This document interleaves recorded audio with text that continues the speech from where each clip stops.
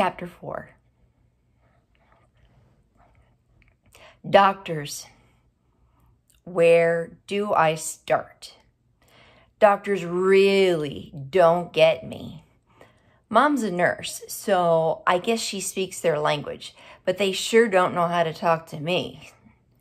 I've seen dozens of doctors in my life who all try to analyze me and figure me out. None of them can fix me, so I usually ignore them and act like the retarded person they think I am. I paste on a blank look, focus on one wall, and pretend their questions are too hard for me to understand. It's sort of what they expect anyway. When I turned 5, it was time to think about enrolling me in school. So my mother took me to a doctor whose job it was to figure out how smart I was. She wheeled me in, locked the brakes so my wheelchair would not roll, and made sure the lap strap was fastened. When my seatbelt comes undone, and it does every once in a while, I slide out of that wheelchair like a piece of wet spaghetti. The specialist was a very large man. The bottom button of his shirt had come undone, and his stomach poked through above his belt. Gross. "My name is Dr. Hughley," he said in a booming voice. For real, I couldn't make this stuff up. "We're going to play a game today, okay? I'll ask you some questions and you get to play with the toys here. Won't that be fun?" I knew it would be a long, long hour. He brought out a stack of well-used, hopefully not lead-tainted wood blocks, then leaned in so close to me I could see the pores in his face. Gross. "Can you stack these in order according to size?" he said loudly and slowly, as if I were hard of hearing and really stupid. But who was being stupid? Didn't he know I couldn't grab the blocks? Of course, I know which block was bigger than the other, but I couldn't stack them if he paid me money. So I just took my arm and swept them all to the floor. They fell with a wooden clatter. I tried not to laugh as he picked them up. He breathed really hard as he reached for them. Next, he held up glossy 8x10 cards with different colors painted on each one. "Tell me when you see the color blue, Melody," he said in that voice that told me he thought this was all a waste of time. When the blue card showed up, I pointed to it and made a noise. "Buh," I said. "Marvelous! Tremendous! Stupendous!" he shouted. He praised me like I had just passed the test to get into college. If I could have rolled my eyes, I would have. Then he showed me green, so I kicked and made a noise, but my mouth can't make the G sound. The doctor looked disappointed. He scribbled something on his clipboard, pulled out another stack of cards, and then said loudly, "I'm going to ask you some questions now, Melody. These might be hard, but do your best, okay?" I just looked at him and waited while he placed the first set of cards in front of me. Number 1. Which of these is not like the others? Did he get this stuff from Sesame Street? He showed me pictures of a tomato, a cherry, a round red balloon, and a banana. I know he was probably looking for the balloon as the answer, but that just seemed too easy. So I pointed to the banana because the first 3 were round and red, and the banana was not. Dr. Hughley sighed, scribbled more notes, Number 2, he said. He showed me 4 more cards. This time there were pictures of a cow, a whale, a camel, and an elephant. Which animal gives birth to a calf? Now, I watch Animal Planet all the time. I know for a fact that all the animals he had pictured there had babies called a calf. I thought doctors were supposed to be smart. What to do? I hit each picture slowly and carefully, and then did it once more just to make sure he understood. I don't think he did. I heard him mumble, "Cow," as he wrote more notes. It was clear he was giving up on me. I noticed a copy of Goodnight Moon on his bookshelf. I think it was written in Spanish. It was called Buenas noches, Luna. That would have been fun to look at, but I had no way of telling him I'd like to see the book. After watching Sesame Street and Dora the Explorer a million times and sitting for hours watching the Spanish channels, I could understand quite a bit of Spanish if it was spoken slowly enough and at least enough words to read the title of that book. He never thought to ask me about that, of course. I knew the words and melodies of hundreds of songs, a symphony exploding inside my head with no one to hear it but me. But he never asked me about music. I knew all the colors and shapes and animals that children my age were supposed to know, plus lots more. In my head, I could count to 1,000, forward and backward. I could identify hundreds of words on sight, but all that was stuck inside. Dr. Hughley, even though he had been to college for like a million years, would never be smart enough to see inside of me. So I put on my handicapped face and took my mind back to last summer when Mom and I went to the zoo. I really liked the elephants, but talk about stink. Actually, Dr. Hughley sort of reminded me of one of them. My mom and the doctor had no idea why I was smiling as we rolled into the waiting room while he wrote up his evaluation of me. It didn't take long. I'm always amazed at how adults assume I can't hear. They talk about me as if I'm invisible, figuring I'm too retarded to understand their conversation. I learned quite a bit this way, but this conversation was really awful. He didn't even try to soften the news for my mom, who I'm sure felt like she got hit by a truck. He began clearing his throat. "Mrs. Brooks," he then said, "it is my opinion that Melody is severely brain damaged and profoundly retarded." Whoa! Even though I was only 5, I had watched enough Easter Seals telethons to know that this was bad. Really bad. I felt a thud in my gut. My mom gasped, then said nothing for a full minute. Finally, she took a deep breath and protested quietly. "But I know she's bright. I can see it in her eyes." "You love her. It's only normal to have wishful thinking," Dr. Hughley told her gently. "No, she has a spark.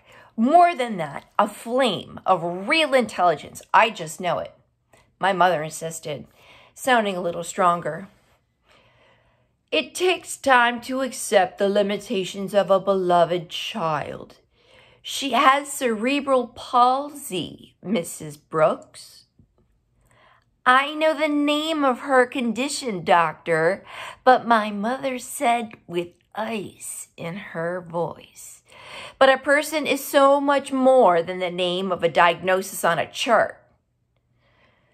"Good try, Mom," I was thinking, but already her voice was losing its edge, melting into the mushiness of helplessness. She laughs at jokes, my mother told him, the ice in her voice replaced by desperation. Right at the punchline. Mom's voice faded. What she was saying sounded ridiculous, even to me, but I could see she just couldn't find the words to explain her gut feeling that I had some smarts stuck in there. Dr. Hughley looked from her to me. He shook his head, then said, "You're lucky she has the ability to smile and laugh. But Melody will never be able to walk on her own or speak a single sentence. She will never be able to feed herself, take care of her own personal needs, or understand anything more than simple instructions. Once you accept that reality, you can deal with the future." Well, I was just plain mean. My mom hardly ever cries, but she did that day. She cried and cried and cried. Dr. Hughley had to give her a whole box of tissues. Both of them ignored me while she sobbed and tried to find nice words to say to make her feel better. He didn't do a very good job. Finally, he gave her options. "You and your husband have several decisions to make," he told Mom. "You can choose to keep her at home, or you can send her to a special school for developmentally disabled. There aren't many choices here locally." Where do they get those almost pleasant-sounding phrases to describe kids like me? Mom made a sound that could have been the mewing of a kitten. She was losing it. Dr. Hughley continued, "You can also decide to put Melody in a residential facility where she can be cared for and kept comfortable." He pulled out a colorful brochure with a smiling child in a wheelchair on the cover and handed it to Mom. I trembled as she looked at it. "Let's see," the doctor said. "Melody is 5 now. That's a perfect age for her to learn to adjust to a new environment. You and your husband can get on with your lives without her as a burden. In time, her memories of you will fade." I stared at Mom frantically. I didn't want to be sent away. Was I a burden? I never thought about it like that. Maybe it would be easier for them if I wasn't around. I gulped. My hands got cold. Mom wasn't looking at me. She was staring daggers at Dr. Hughley. She crumpled up the tissue she held and stood up. "Let me tell you something, Doctor. There is no way in heaven or hell that we will be sending Melody away to a nursing home." I blinked. Was this my mother? I blinked again, and she was still there, right up in Dr. Hughley's face. She wasn't finished. "You know what?" my mother said as she angrily hurled the brochure into the trash can. "I think you're cold and insensitive. I hope you never have a child with difficulties. You'd probably put it out with the trash." Dr. Hughley looked shocked. "And what's more," she continued, "I think you're wrong. I know you are. Melody has more brains hidden in her head than you'll ever have, despite those fancy degrees from fancy schools you got posted all over your walls." It was the doctor's turn to blink. "You've got it easy. You have all your physical functions working properly. You never have to struggle just to be understood. You think you're smart because you have a medical degree?" He was wise enough to keep his mouth shut and ashamed enough to lower his head. Mom was on a roll. "You're not so intelligent, sir. You're just lucky. All of us who have all our faculties intact are just plain blessed.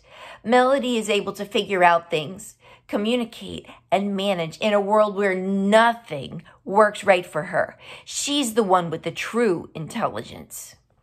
She marched out of his office then, rolling me swiftly through the thick doors. In the hall, we did a quick fist bump. Well, best I could manage. My hands were no longer cold. "I'm taking you right now and enrolling you at Spalding Street Elementary School," she announced with a determination as we headed back to the car. "Let's get busy." Chapter 5. I have been at Spalding Street Elementary School for 5 years. It's very ordinary, filled with kids just like the schools I see on television shows. Kids who chase each other on the playground and run down the hall to get their desks just before the bell rings. Kids who slide on icy patches in the winter and stomp in puddles in the spring. Kids who shout and push. Kids who will sharpen their pencils, go to the board to do math problems, and open their books to read a poem. Kids who write their answers on a notebook paper and stuff their homework into backpacks. Kids who throw food at each other in the lunchroom while they sip on juice boxes. Kids who sing in the choir, learn to play the violin, and take gymnastics or ballet or swimming lessons after school. Kids who shoot baskets in the gym. Their conversation fills the halls as they make plans, make jokes, make friends. Kids who, for the most part, ignore kids like me. The special needs bus, as they call it, has a cool wheelchair lift built in the door, and it picks me up every morning in front of my house. When we get to school, the driver takes their time and makes sure all the belts and buckles are tight before they lower all of us with walkers or wheelchairs or crutches or helmets down the bus lift, one by one to the ground. Then an aide will roll us or help us walk over to a waiting area. When the weather is bright and sunny, we sit outside the school. I like to watch the regular kids as they play Foursquare while they wait for the bell to ring. They look like they're having so much fun.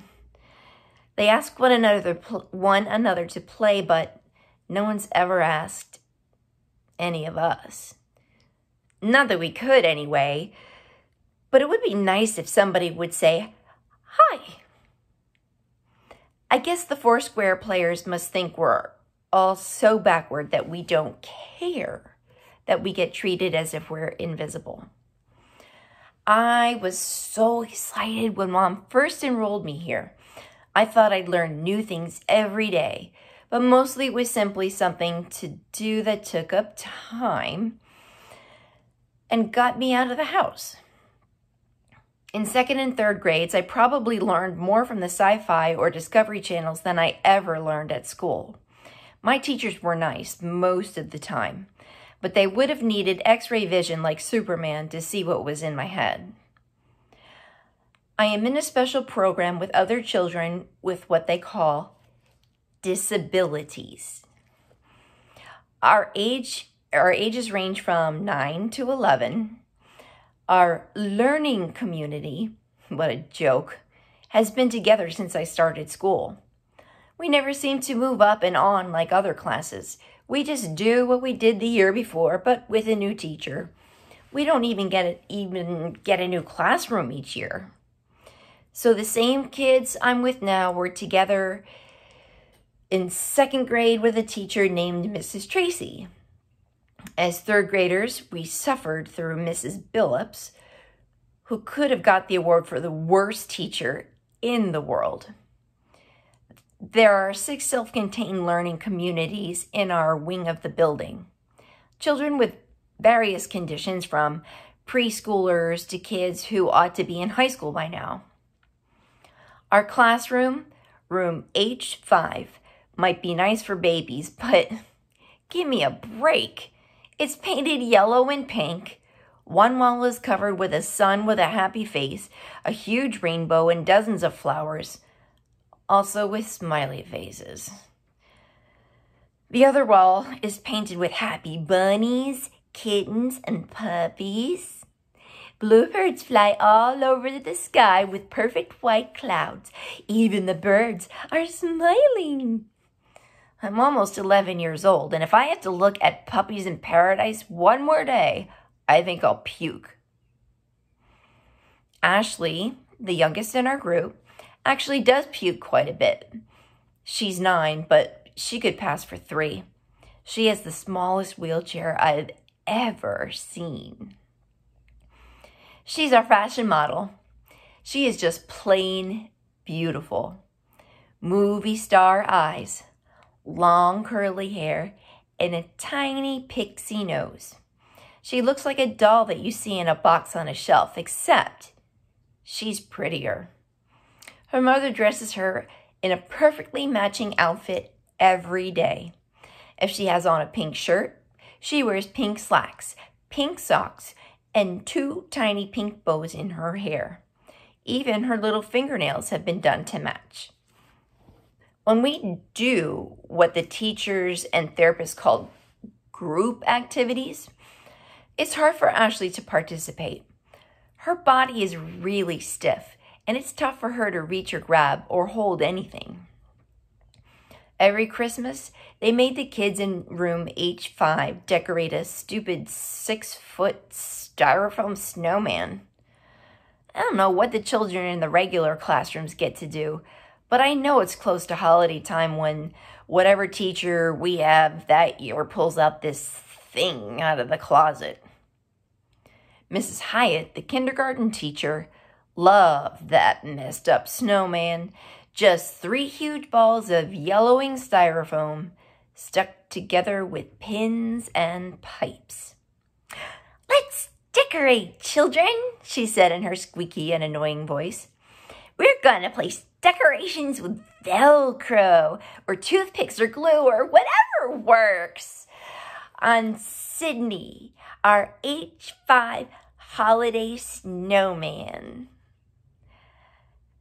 I don't know how old the snowman was at that point, but poor Sydney could not stand up straight. It leaned like a drunk who needed the wall to hold it up. Mrs. Hyatt gave us green snowflakes. Green? Green? We were the dumb kids. I guess we weren't supposed to care. Brown garland, stars in purple and pink. "Do you like the snowman, Ashley?" Mrs. Hyatt asked her. It's almost impossible for Ashley to communicate because her body is so tight. Her talking board has just 2 words on it, yes and no. She turned her head slightly to the left for no. I bet she wished she could knock the thing down. Compared to Ashley, Carl is huge. Even though he's just 9, he's got a special wheelchair that's extra wide, and it takes 2 aides to lift him in and out of it. But he's good with his hands. He can move his own chair, and he can hold a pencil well enough to write his name and stab a snowman. Carl sticks pencils and rulers into the snowman's torsos and pens into its head. Mrs. Hyatt used to clap her hands and say in her little squeaky voice, "Good job, Carl, so very creative." Carl would just laugh. He can talk, but only in very short sentences. They usually have 2 parts. He has very strong opinions. "Snowman is dumb," he'd yell. "Very, very dumb." I think he hates the snowman as much as I do. One year, he pinned a diaper on the back and another in the front of the bottom third of the snowman. The teacher let them stay. Carl knows diapers. When he poops in his pants, which is almost every day, the whole room smells like the monkey house at the zoo. The aides are so patient with him, though. They stamp on their rubber gloves, clean him up, change his clothes. He always wears sweats, and sit him back in his chair. Those aides deserve medals. We're not an easy bunch. Maria, who has Down syndrome, is 10. She loves Christmas and Easter and Valentine's Day and Earth Day. It doesn't matter. If it's a holiday, Maria is ready to celebrate. She's wide around the middle, a little like our snowman, but Maria talks all the time. She's fun to be around, even though she insists on calling me Melly Belly. Every year when it's time to bring out the ancient snowman, Maria jumps up and cheers with real excitement. I'm pretty sure she's the only kid in our class who truly likes it. It's time for Sydney the snowman, she gasps. Can I put his hat on? Please, please. Can I give him my red scarf? Sydney will love my red scarf. Mrs. Hyatt and every teacher after her always let Maria take charge of the green paper cutout candy canes and the purple striped stars cut from wrapping paper. Maria kisses each decoration before attaching it with Velcro to the snowman. She hugs Sydney each afternoon before she goes home, and she cries when it's time to put Sydney away each year. Even though she has trouble figuring out complicated stuff, Maria understands people and how they feel. Why are you sad today, Melly Belly? She asked me one morning a couple years ago. How could she have known that my goldfish had died the day before? I let her give me a big hug and I felt better. If Maria is our hugger, Gloria is our rocker. She rocks for hours in the corner under one of the dumb smiling flowers. The teachers are always trying to coax her out, but she wraps her arms around herself like she's cold and keeps on rocking. She's autistic, I think. She can walk perfectly well, and she talks when she has something to say. It's always worth listening to. Snowman makes me shiver, she blurted out one day when the classroom was surprisingly quiet. She curled up in her corner and said nothing else until it was time to go home. She's never added one decoration to our snowman, but she does uncurl and seem to relax when a teacher puts on a CD of holiday music. Willie Williams, yes. That's his real name, is 11. I'm not sure what his diagnosis is. He yodels like one of those Swiss people on a mountain climbing commercial. He makes other noises too, whistles and grunts and shrieks. He's never, ever quiet and never completely still. I sometimes wonder if he makes all those noises and movements in his sleep.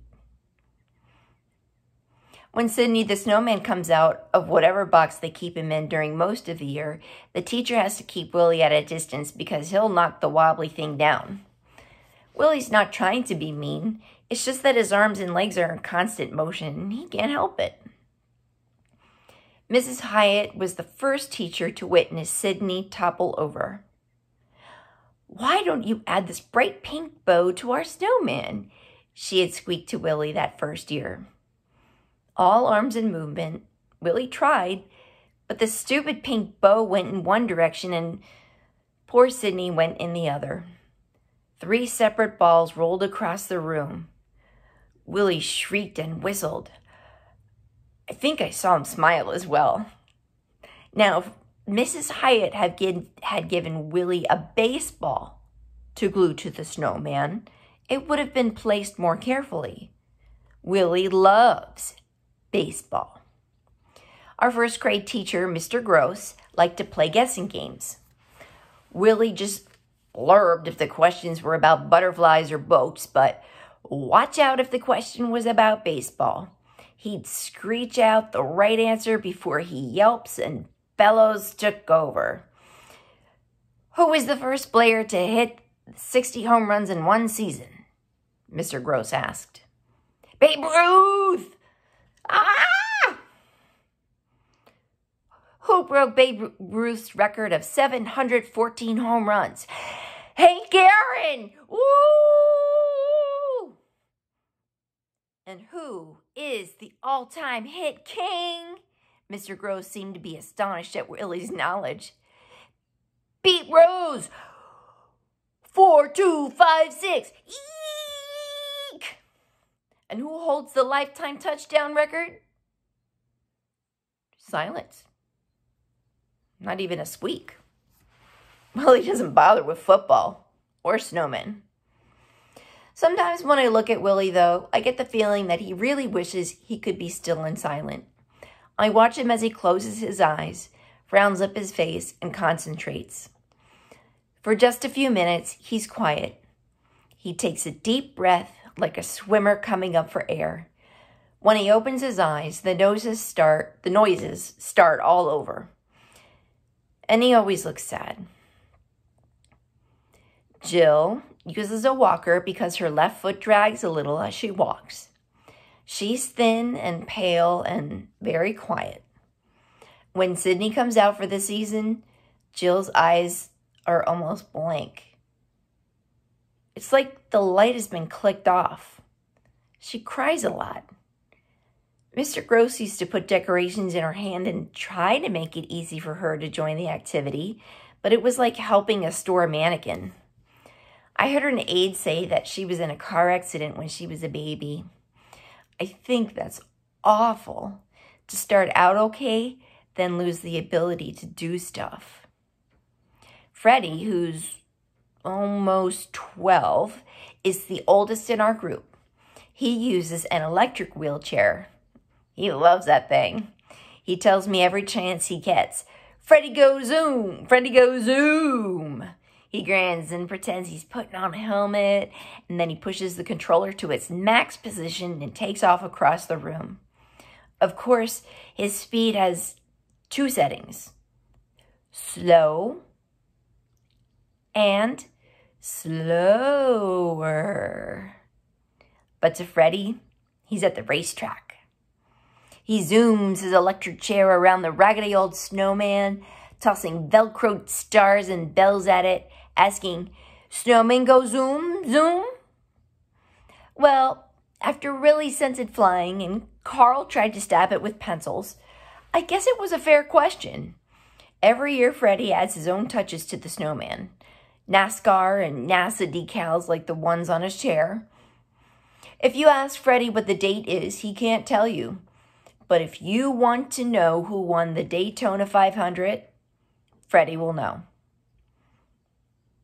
And then there's me. I hate the stupid snowman. But I toss tinsel at me like they asked me to. It's easier than trying to explain. I have a large plexiglass tray that fastens to the arms of my chair. It serves as a food tray as well as a communication board. When I was younger, Mom pasted dozens of words on it, but I was still limited to only a handful of common nouns, verbs, and adjectives, some names, and a bunch of smiley faces. There were also a few necessary phrases like, "I need to go to the bathroom, please," and "I'm hungry," but most people, even little kids, need to say more than that in a day. Duh. I've got please and thank you, yes, no, and maybe close together on the right-hand side, but on the left are the names of people in my family, kids in my class, and teachers. The name Sydney is not included. There's an alphabet strip at the top so I can spell out words, and a row of numbers under that so I can count or say how many or talk about time. But for the majority of my life, I've had the communication tools of a little kid on my board. It's no wonder everybody thinks I'm retarded. I hate that word, by the way. Retarded. I like all the kids in room H5, and I understand their situations better than anybody. But there's no one else like me. It's like I live in a cage with no door and no key, and I have no way to tell someone how to get me out. Oh, wait, I forgot about Mrs. V.